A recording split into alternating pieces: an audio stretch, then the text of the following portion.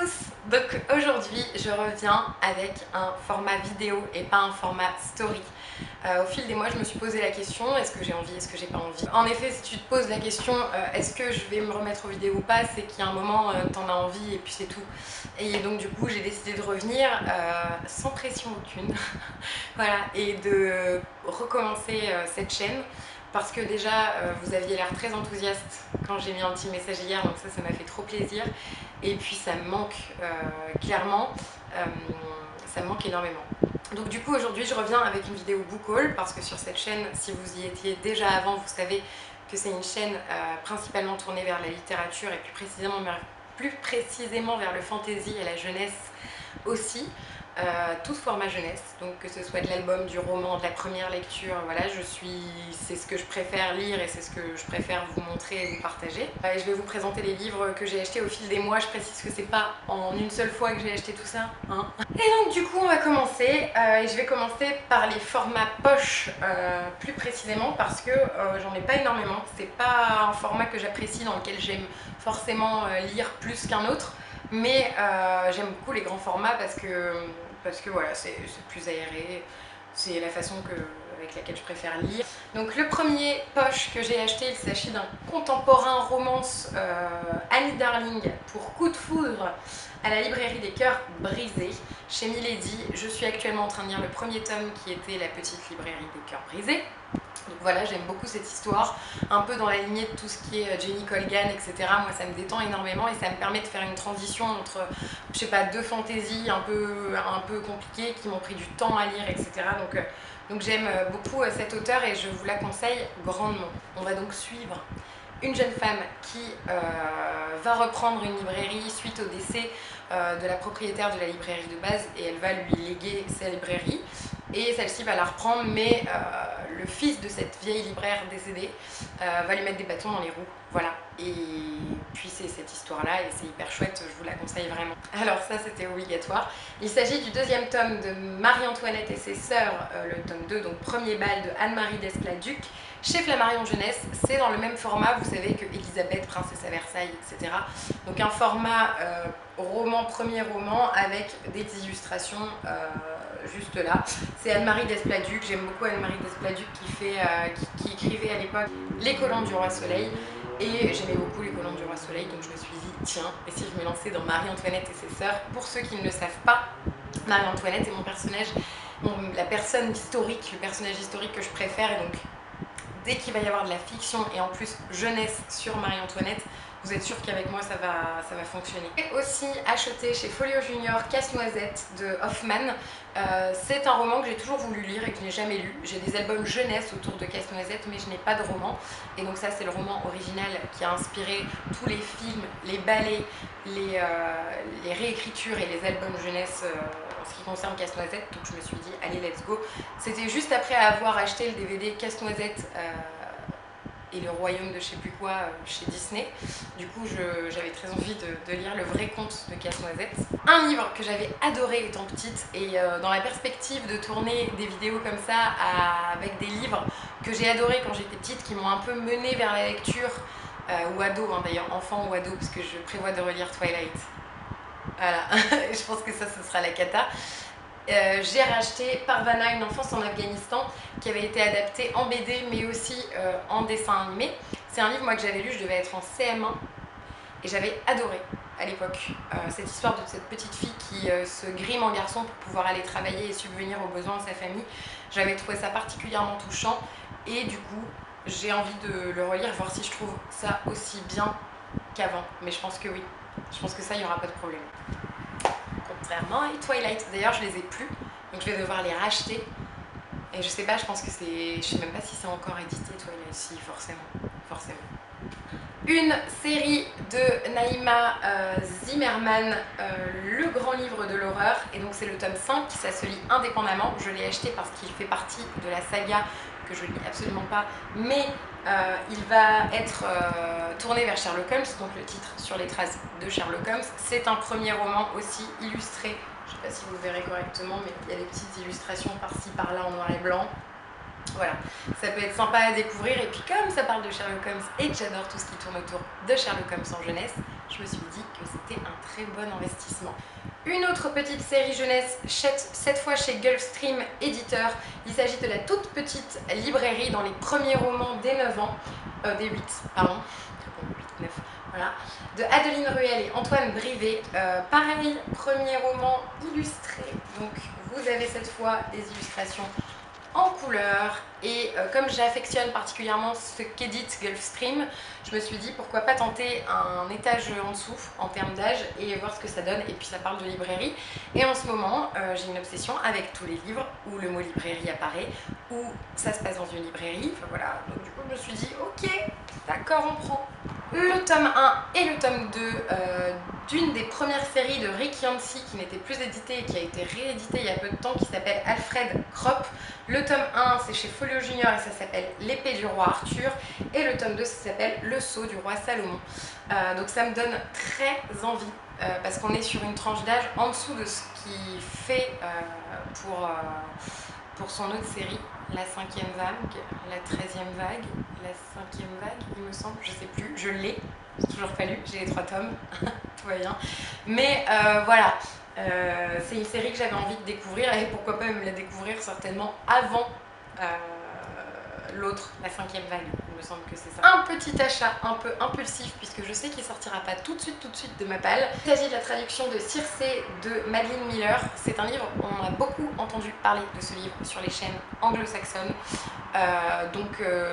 Circé c'était waouh, il faut le lire et tout, mais je ne me voyais pas le lire en anglais. Du coup quand j'ai vu qu'il sortait chez Pocket en anglais, en français, je me suis dit allez let's go, on teste, et donc ça parle de mythologie et de Circé, donc je me suis dit que ça allait me plaire. J'ai aussi acquis le tome 2 des Sorcières du clan du Nord, La reine captive par Irena Bricknell, édité chez Pulp Fiction, donc Gallimard Jeunesse, parce que c'est une série où j'avais découvert le premier tome parce que Gallimard Jeunesse me l'avait envoyé et j'avais adoré.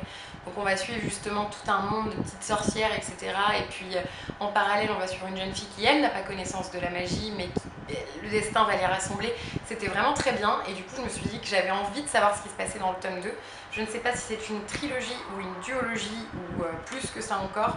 Je vous avouerai que j'espère que c'est une duologie. C'est là que le désastre intergalactique a eu lieu.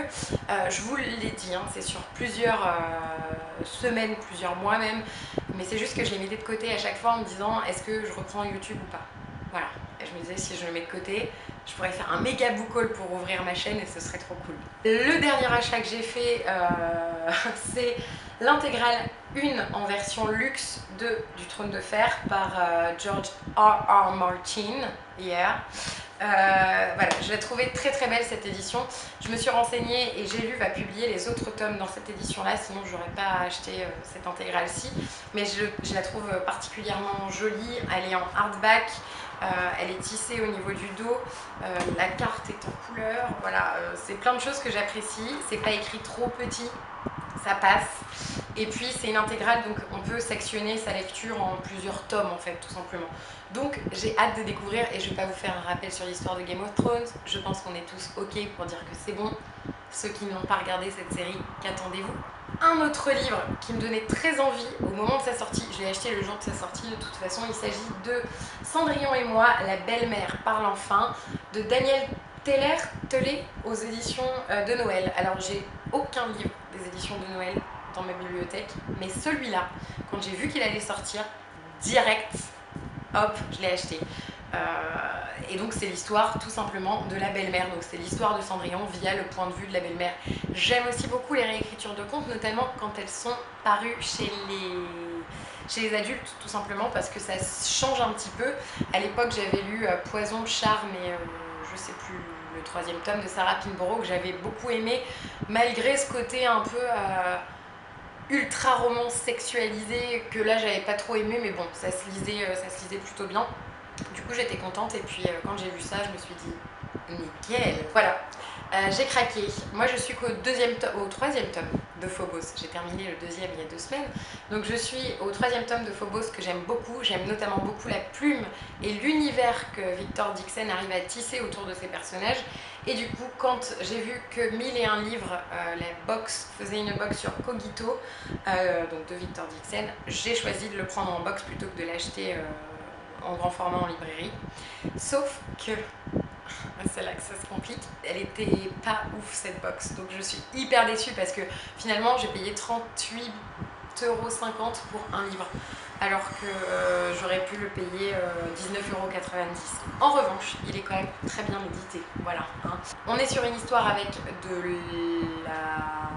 comment on dit ça, de l'intelligence artificielle, donc encore un peu de SF, ça j'aime bien quand ça se passe dans un univers SF. Et la couverture, les gars. Est-ce qu'on en parle? Non, parce qu'il y a un rabat et tout, alors en hardback il aurait été magnifique. Et les entêtes de chapitres, alors je sais pas si c'est vraiment des chapitres, mais voilà, c'est très très beau quoi. Tout est dans le détail à chaque fois avec ces livres. Et j'aime vraiment beaucoup la façon dont c'est édité. Et puis vous avez des petits rapports, etc. À chaque fois des rapports un peu scientifiques et tout. Moi j'aime bien, c'est ce qui m'avait fait craquer pour Illuminae à l'époque. Donc pourquoi pas découvrir Cogito très bientôt. Alors, Hachette Heroes a sorti une nouvelle collection en rapport avec Disney et les 2 premiers tomes étaient sortis, donc j'ai acheté les 2 premiers. Il s'agit de Twisted Tale, la collection, et le premier c'est Histoire éternelle, c'est de Liz Braswell. Et moi j'en avais déjà un dans ma bibliothèque, je m'en suis rendu compte après. Il s'agit de Il était une fois, je crois, qui va reprendre le mythe de La Belle au Bois dormant. Je ne l'ai jamais lu, je l'avais acheté en solde à l'époque où on pouvait encore solder les livres. Mais je trouve que voilà, il est hyper bien édité, c'est une sacrée bricasse. J'ai hâte de voir ce qu'ils ont fait de La Belle et la Bête. Et la phrase d'accroche, et j'ai pas lu plus, c'est « Et si la mère de Belle avait maudit la bête ?» Voilà, donc pourquoi pas. Par contre, ils sont assez chers, je trouve. Ils sont à 17 €. J'ai un super marque-page Game of Thrones. Et par contre ils sont édités en pareil avec un petit rabat comme ça, je sais plus comment ça s'appelle, et pareil en hardback ils auraient quand même été magnifiques. Voilà, des fois je me dis s'il pouvait y avoir plus de hardback en français, je me poserais pas la question de français, anglais, français. Deuxième qui est sorti, toujours dans la collection Twisted Tale, il s'agit de Ce rêve bleu et si Aladdin n'avait jamais trouvé la lampe magique. On aime beaucoup, et donc il y a Jafar là comme ça avec Agrabah derrière, enfin c'est trop beau, trop bien édité, et j'ai trop hâte de découvrir pareil ce que Liz Braswell a fait de l'univers d'Aladin, parce que c'est un univers qui est quand même hyper cool, les 1001 nuits et tout, moi ça j'aime beaucoup, et donc je serais très contente de le lire, et il est beaucoup moins épais que l'autre. Toujours dans une collection en rapport avec les Disney. Vous savez que j'aime beaucoup Disney, donc ce qui touche à Disney et qui est un roman, souvent ça arrive dans ma bibliothèque. Et là il s'agit d'une série qui avait été éditée sous un autre format, de Serena Valentino, vous savez, avec les moitiés de tête. Il y avait celui de La Belle et la Bête qui était sorti, donc qui parlait de la bête, et celui avec Maléfice qui parlait de Maléfice, et je les ai dans l'ancienne édition, mais il les réédite dans un autre format, alors ça je supporte pas. Vraiment c'est un truc, ça m'agace particulièrement. C'est toujours chez Hachette Heroes, et le premier c'est Pauvre âme en perdition, toujours de Serena Valentino, c'est la même auteur, et voilà, il est quand même très beau, voilà, c'est chouette, l'édition est hyper belle, mais moi c'est pas ce que j'attendais. À tel point que quand je les ai vus en librairie, je me suis dit merde, ça me dit quelque chose, Serena Valentino. Il y avait Miroir qui était sorti, donc non, Miroir c'était avec c'était pas Maléfice, c'était la méchante reine de Blanche-Neige, et puis il y avait l'histoire de la bête, qui s'appelait juste l'histoire de la bête. Et là donc on va suivre Ursula de La Petite Sirène, donc j'aime beaucoup Ursula, il faut le savoir, c'est un personnage que j'affectionne beaucoup, elle me faisait flipper quand j'étais petite.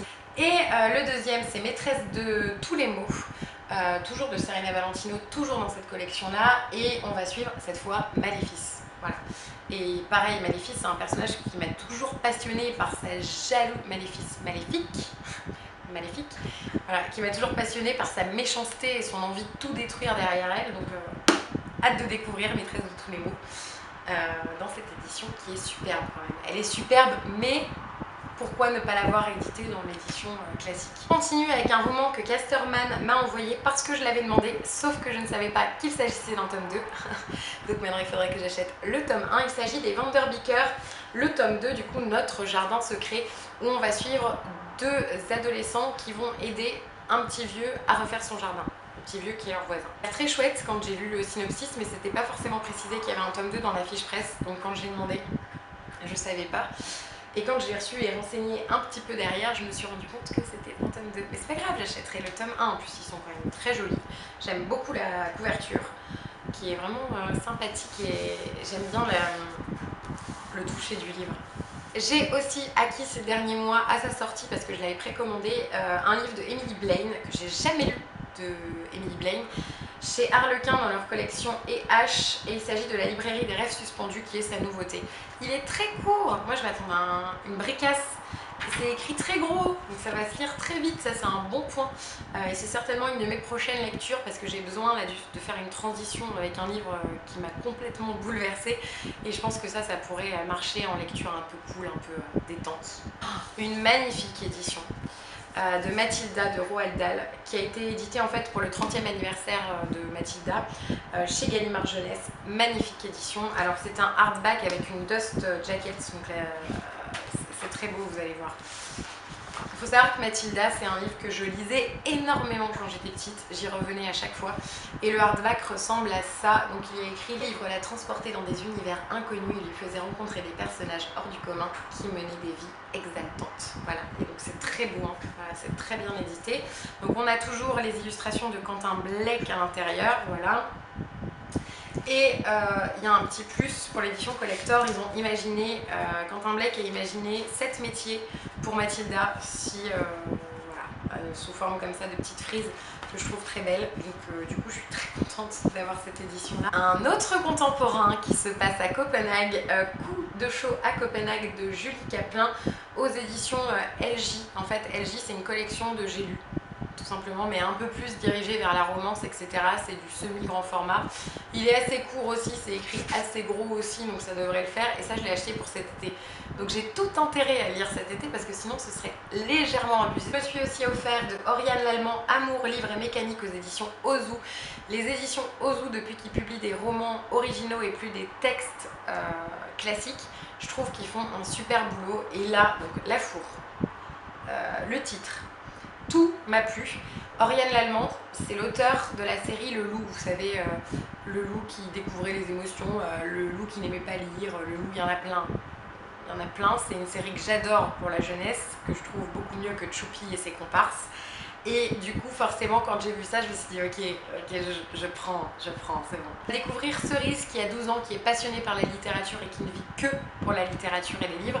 Elle va rencontrer Balthazar. Si vous ne le savez pas, Balthazar, c'est le nom de mon chat, qui lui ne jure que par la mécanique. Et voilà, et j'espère qu'une histoire d'amour et d'amitié va se lier entre ces deux petits ados tout mignons. Mais dans tous les cas, voilà, je l'ai acheté 1 parce que la four est jolie, 2 parce que l'auteur, j'aime beaucoup ce qu'elle fait en album, 3 parce qu'il y a un Balthazar, et 4 parce que le titre, voilà, Amour, livre et mécanique, on peut pas faire mieux. J'ai précommandé le 4e tome de la série d'Emily, Don't Mention It, chez PKJ, par Estelle Mascamé. Mascamé, moi j'ai toujours dit Mascamé, je sais pas. Et on va suivre en fait l'histoire d'Emily, mais du versus, mais du point de vue de Tyler, donc Tyler qui est notre protagoniste principal masculin. On va suivre l'histoire de Eden et Tyler. Eden est une jeune fille qui vit avec sa maman, son papa est divorcé de sa maman, il va lui proposer de venir passer les vacances d'été en Californie. Elle va saisir l'opportunité de le faire et y aller. Elle va se rendre compte d'arriver là-bas que son père a une toute nouvelle famille, dont un beau-fils, donc qui n'ont aucun lien de sang, je le précise, qui s'appelle Tyler, et là va se lier une histoire d'amour, des amours. Voilà, si vous aimez pas ça, laissez tomber.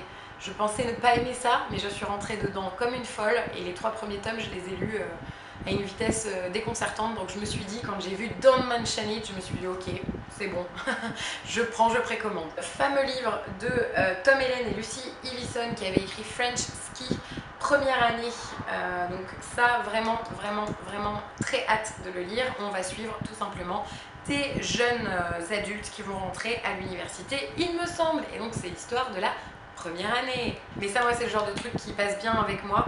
C'est une belle bricasse, mais c'est écrit super gros, donc ça devrait se lire sans problème assez rapidement. Et ça, j'aimerais bien le lire en septembre, forcément. Et donc, tout tout à l'heure, je sais plus si je vous en ai parlé ou pas, j'avais reçu aussi le premier livre de Tom Hélène et Lucie Iwissa parce qu'il était sorti en poche, je l'avais reçu au même moment dans une sorte de box par Gallimard Jeunesse. Et je l'ai commencé, ça a l'air super bien, mais malheureusement je ne l'ai pas terminé. Je suis passée à autre chose quand j'ai reçu un bouquin que j'attendais depuis très longtemps.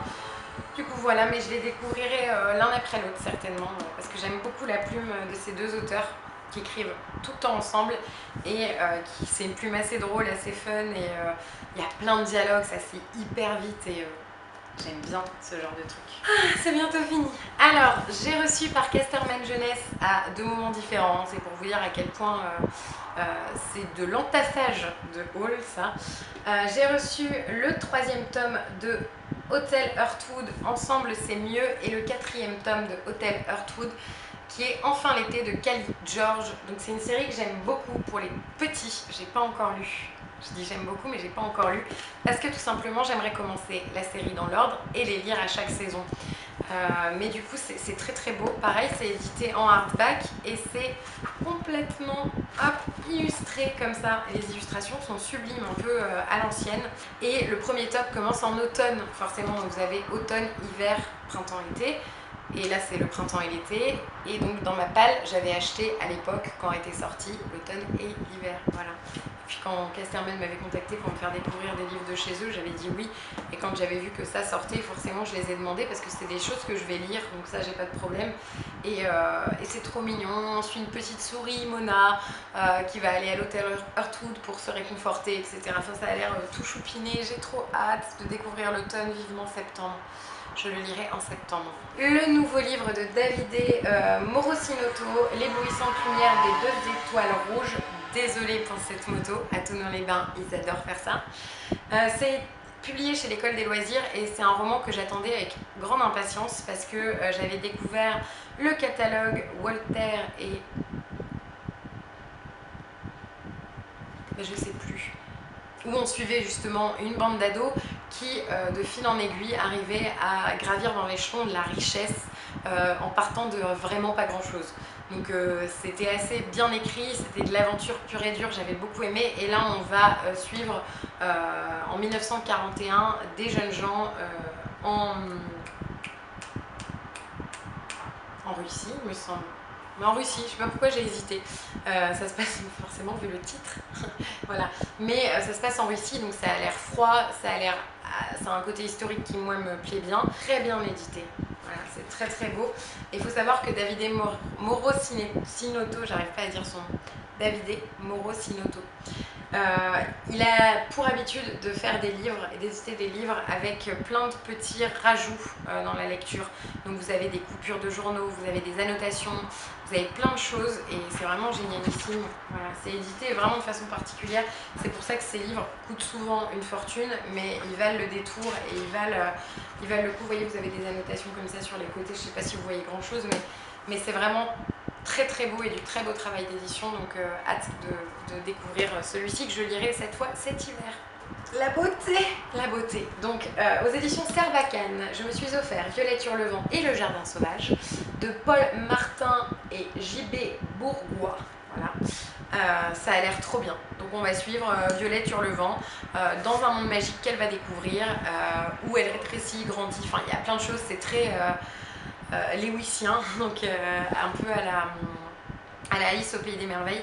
Ça a l'air super chouette, c'est totalement illustré, le livre est très très beau, c'est un magnifique objet livre et c'est un très joli livre, voilà. Donc j'ai envie de le découvrir. Il faut savoir qu'il me semble qu'il y a 4 tomes à l'intérieur, donc vous pouvez le fragmenter aussi parce que c'est quand même une sacrée bricasse et moi quand il y a plusieurs tomes j'aime pas les lire d'un coup. Voilà. Il y a combien de livres alors? Ouais, il y a bien 4 tomes après vérification et les tomes sont assez courts, donc ce serait bien d'en lire soit 2 par 2, soit 1 par 1 et faire une pause entre chaque. Voilà, moi c'est ce que j'ai envie de faire. Un grand classique de la littérature jeunesse qui a été réédité chez Monsieur Toussaint l'ouverture, mais en fait c'est leur collection jeunesse s'appelle Monsieur Toussaint l'aventure et ils avaient réédité notamment dans cette collection là Watership Down qui est sur ma wishlist. Celui-là je veux le lire, enfin le relire parce que je l'ai lu il y a très longtemps. Et donc celui-ci c'est Et c'est comme ça qu'on a décidé de tuer mon oncle. la phrase de présentation, l'histoire charmante de deux enfants ordinaires qui conspirent pour commettre un meurtre extraordinaire. Voilà, donc ça donne envie, n'est-ce pas? Puis c'est hyper bien édité, hein, avec les color edges, là comme ça, les pages colorées, moi j'aime beaucoup.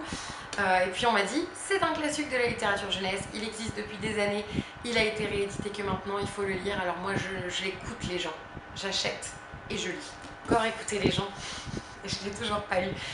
Il s'agit de L'étrange malaventure de Mirella par Flore Vesco. C'est un livre dont j'ai entendu parler H24 sur YouTube quand il est sorti, du coup j'ai plus du tout envie de le lire. C'est une réécriture de Le joueur de flûte d'Amelin. Encore une fois, c'est une réécriture de conte, donc j'ai très envie de le lire. C'est une auteure française, donc j'ai très envie de la découvrir parce que je ne la connais pas. Et c'est hyper bien édité, encore avec ces petits rabats que j'aime beaucoup. C'est édité chez l'École des loisirs dans leur collection Medium. Et voilà, c'est tout ce qu'il y a à savoir. Un livre qui attendait sur ma wishlist depuis une éternité, mais à chaque fois, les grands formats, je les trouve très difficilement. Un jour, on l'a reçu à la librairie, je peux vous dire que je l'ai pris direct. Il s'agit du Pays des Contes, le tome 6, La collision des mondes. Moi, j'en suis qu'au tome 3. Voilà, mais je suis pas du genre à bouffer toute une série d'un coup. Ils ont fait, je trouve, quelques erreurs d'édition chez Michel Lafon. Alors, ils n'ont pas changé le format de taille, mais ils ont changé le format d'édition. Il faut savoir que c'est quand même des livres qui coûtent 16,95 €. Avant, il y avait des rabats ici, comme sur les autres, et là, il n'y en a plus. Voilà, je trouve que c'est dommage parce que pour les gens qui préfèrent acheter des grands formats et qui aiment bien avoir les mêmes, toute la collection, enfin, je trouve ça dommage. Voilà, mais je suis très contente de l'avoir dans ma bibliothèque et de pouvoir du coup bientôt découvrir, pourquoi pas, le tome 4. Parce que bon, je suis qu'au tome 3 les gars, j'ai acheté le tome 6. Voilà. Un livre que je voulais parler depuis très longtemps et qui était sur ma wishlist depuis très longtemps parce qu'il est sorti il y a très longtemps. J'avais lu le tome 1, il s'agit des Doldrum, le tome 2, La malédiction des Helmsley de Nicolas Gannon chez PKJ. Alors PKJ, c'est une maison d'édition où j'ai souvent une relation amour-haine, mais là que j'aime beaucoup parce qu'ils ont édité en fait des textes destinés aux enfants mais assez conséquents, avec de la vraie aventure, du vrai texte puissant, joliment écrit et avec vraiment toute une histoire rocambolesque autour. Les Doldrum, ça m'a vraiment fait penser à quelque chose qu'aurait pu écrire Philippe Pullman. C'est pour ça en fait que j'avais découvert le premier tome. Je l'ai même gardé, hein. Je l'ai lu et je l'ai gardé parce que c'est quelque chose que j'aimerais relire un jour. C'est des romans qui sont magnifiquement édités. Voilà, il y a des illustrations en couleur à l'intérieur, c'est très beau, voilà, c'est génialissime. Les entêtes de chapitres aussi sont très belles et j'avais très envie de poursuivre cette histoire rocambolesque de cette famille qui part à l'aventure, etc. Enfin, ça m'avait bien plu. Je n'ai toujours pas lu le tome 1, mais bien sûr que j'ai acheté le tome 2 parce que j'avais adoré les Chroniques lunaires de Marissa Meyer, que j'aimerais d'ailleurs tous racheter en grand format. Ça va me coûter une blinde. Et il s'agit donc du Gang des prodiges, le tome 2 chez Pocket Jeunesse. Et j'ai hâte de lire le tome 1, puis maintenant j'ai le tome 2 dans ma palle, donc je peux peut-être sortir le tome 1, voilà, où on va suivre des vilains et des super-héros. Donc univers SF, j'ai hâte de voir ce que ça donne. Vraiment très hâte, parce que Marissa Meyer, j'aime tellement ce qu'elle fait. Les Chroniques lunaires avaient été pour moi un coup de cœur intersidéral, donc vraiment j'ai trop hâte de découvrir ça. Elliot et la bibliothèque fabuleuse de Pascaline Nolo chez Rajo Édition, où on va suivre forcément des jeunes gens dans une bibliothèque magique. Voilà, donc comment vous dire que c'était obligé. C'est un tout petit roman, c'est à partir de 8 ans, c'est mignon, c'est hyper bien édité, la fourre est magnifique, elle brille, elle est... Voilà, moi ça c'est le genre de truc, je vois, j'achète direct. Et le dernier, un peu à la Sherlock Holmes, Les 100 visages de Sorian Nesh, le tome 1, l'affaire Toren. Pour tout vous dire, j'ai tellement adoré le plot que j'ai précommandé le tome 2 avant même d'avoir lu le tome 1. Ça c'est de l'amour. C'est chez Gulfstream Éditeur et c'est par Maxime Fontaine. On va suivre un jeune garçon qui va pouvoir, comme le titre l'indique, prendre des visages différents à des époques, il me semble, différentes. C'est chez Gulfstream et Gulfstream, je vous l'ai dit encore une fois, j'aime beaucoup ce qu'ils font. Et là, c'est une collection qui m'avait tapé dans l'œil tout de suite parce qu'on voyait cette petite silhouette. Si vous êtes familier avec Sherlock Holmes, vous reconnaissez cette silhouette. Et donc j'avais hâte de le découvrir et ça je sais pas, cet automne, ça c'est des lectures d'automne. Et voilà, ça fait un sacré paquet de bouquins. Vous, pourquoi vous avez craqué dernièrement? N'hésitez pas à me suivre sur Instagram, c'est le seul réseau social que j'utilise parce que pour moi c'est le plus cool. Je vous mets toutes les infos juste en dessous et sur ce je vous dis à très bientôt pour une prochaine vidéo.